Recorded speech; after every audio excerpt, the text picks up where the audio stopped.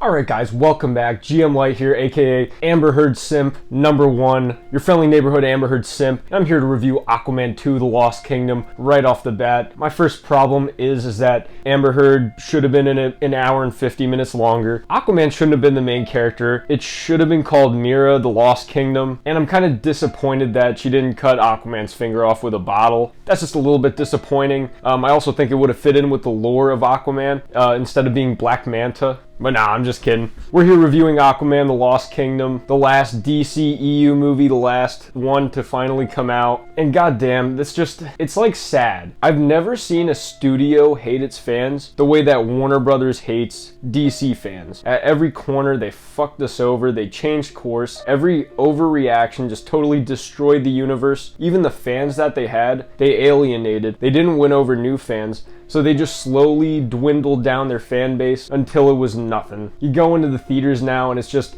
my sad ass sitting there because these movies just don't appeal to anybody anymore, and anyone who was a fan in the beginning has been alienated, twisted out of shape, fucked over so bad that there's no way they're coming back, because this is just a studio and a brand that we obviously can't trust. We can't trust them on a level of quality. We can't trust them to not trip over their own feet, get the fuck out of their own way. They just ruin everything they touch, and I swear to God, they just need to get the fuck out of the way and just let the creatives do what they need to do to make DC an actual profitable brand, something that's viable, because they destroyed some of the most valuable IP in America and the world even. But all that to say, let's get to Aquaman itself, because I think that this movie is just kind of a reflection of the state we're at with superhero movies. It pretty much has the strengths and weaknesses that I went into it thinking that it would have. I pretty much expected a little bit more of the same, but with all the turbulence, the studio stuff going on, I knew that this movie was probably going to come out a mangled mess, and you know, that's what it is. Shit's really fucked up. Things are in the wrong place. It seems like some scenes were meant to come before others. Character motivations don't always make sense. Stuff like Aquaman thinking about breaking Orm out. It seemed like that decision came way too easy to him, and that there wasn't any kind of hesitation, or that he didn't do it begrudgingly or because he actually cared to connect with his brother. It feels so out of nowhere, and it doesn't make any sense. And then when he breaks Orm out, he just way too easily gets onto Aquaman's side that it doesn't make sense. But I'm getting ahead of myself. I guess I'll just start out with the positives. So what really does work about this movie, and what I think is the best part of it, the part that I was pretty sure I would enjoy the most about this movie, is Aquaman's relationship with Orm, his brother. Kind of the way that develops, kind of the way that they come back together as brothers. That stuff worked really well for me. I was a fan of that. So when you have two fun characters going back and forth, having a dynamic, it creates for good character moments. Pretty much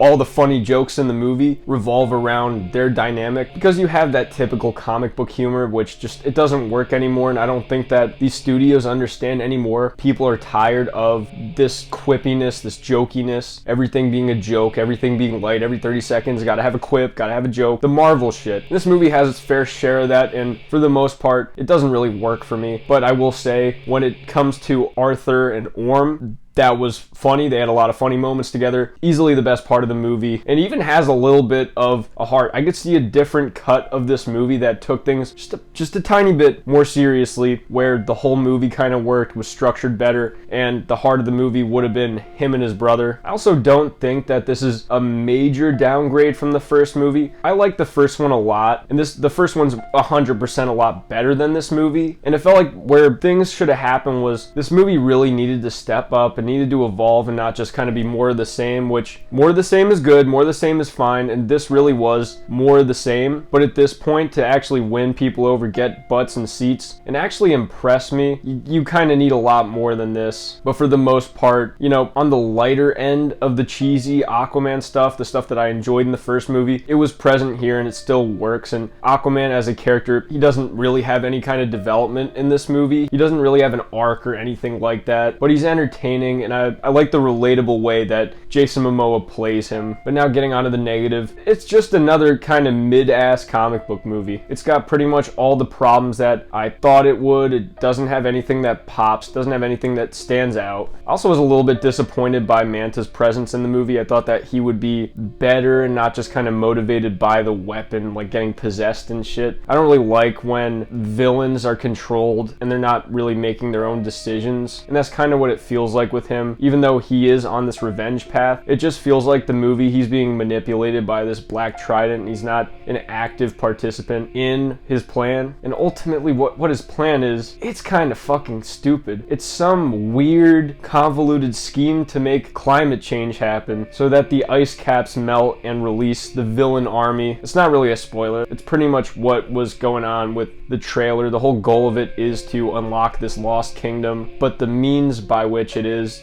just Black Manta creating climate change. That's kind of goofy, but okay. And like I mentioned, the movie's very unfocused. It's very chopped up, choppy, fucked up. It's honestly just a total mess. You could tell that this movie's been hacked up a zillion different times, tested a zillion different times, tried for different audiences, and tried so many different things. I don't know what the real cut of this movie is, and especially with how shitty some of the CGI is, you know that they were finishing up this movie right before it came out. And with stuff like this, it's just got Warner Brothers fingerprints all over it. Just another compromised vision, just another fucked up movie where they couldn't keep their greedy fucking hands off it. It's been through 3 different pans of leadership. I just don't see why it needed to be meddled with this fucking hard, and why it's this hard to just keep a movie out of Warner Brothers clutches, especially a DC movie. James Wan's a great director. Let him cook. He brought you a good Aquaman movie with the first one, and now he just seems exhausted, tired. He doesn't want to fucking deal with this anymore. I can guarantee he just wants to go back, make a small budget horror movie after this, and chill out a little. This movie probably gave him a fucking heart attack. I bet it took years off his life. It's also, too, it's just got a dog shit post-credit scene, which I'm not gonna spoil, but it's sad when you really think about the fact that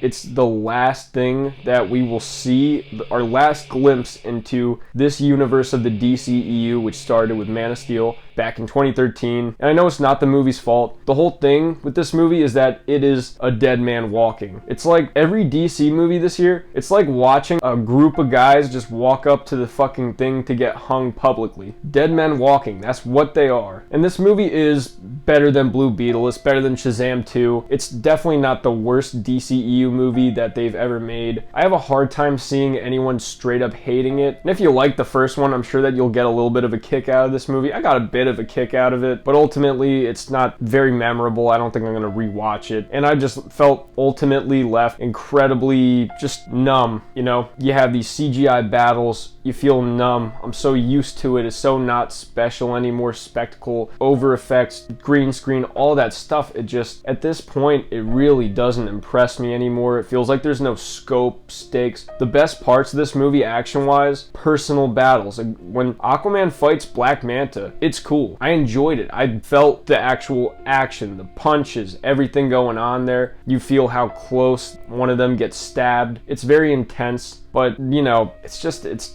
not enough. Not really enough. We've had so many comic book movies. We've seen so much. You have to do things different now. This movie probably would have been a huge hit 10 years ago, but it's not 10 years ago. We have seen so many comic book movies at this point that you have to do something different. You have to get a great script, have great characters, and I feel like the time has passed where you could just release an unknown character and people will give it a try. That time is come and gone. In 2023, it's just a huge black eye to the superhero genre. So many flops, fails. Really, the only one off the top of my head that's just flat out hit, no questions about it, is Guardians 3. It's the only one that's been profitable. The only one that is pretty much just a straight up hit. But I'm gonna get to the good stuff, the stuff that you're here for, and that's Amber Heard. So, you know, she's in it more than I expected her to be, which it doesn't say much. The way I thought in my head that it would go is just she gets like wounded or something in the first battle scene maybe, and then is out for the rest of the movie.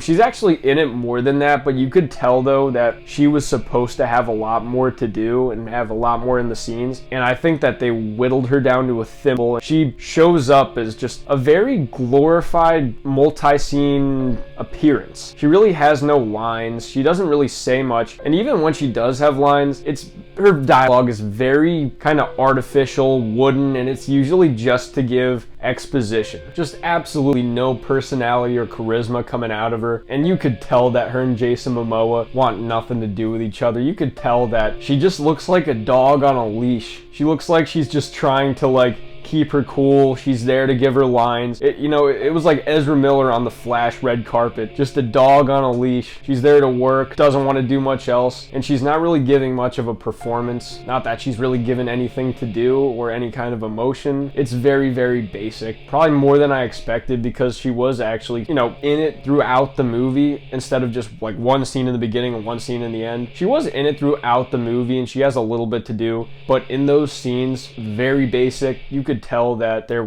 probably was supposed to be more there, but they cut that shit out. But ultimately, Aquaman is it's another comic book movie that suffers from the most basic of flaws, the ones that are plaguing a lot of comic book movies nowadays. The CGI, the jokes, the silliness. It's become all too common, and at this point, they should know that that's just not going to be enough. And I think that they did know it, because this movie, it was sent out to die. It's the fucking Fredo on the boat. They sent this movie out onto the boat, and it got a bullet in the back of its head. They didn't even have a red carpet for it, which is fucking wild. This is the last DCEU movie, and they did not give a flying fuck. They wanted to get it out the door so that they could start the new shit. So that's my thoughts on Aquaman 2. Similar kind of, the strengths from the first movie work in this movie, but some of those weaknesses become more apparent with how many generic comic book movies there've been in the last 5 years. The fact that all this stuff is just not new anymore, and I'm just kind of left like, all right, that was fine, not terrible. That's all it really is. Let me know what you guys think in the comment section of Aquaman 2. Are you gonna even see it? Is it even worth seeing, given that this movie and this universe just were served up on a platter like burnt fucking roast? Let me know. I'm GM Light, Amber Heard Simp, #1. Have a good one.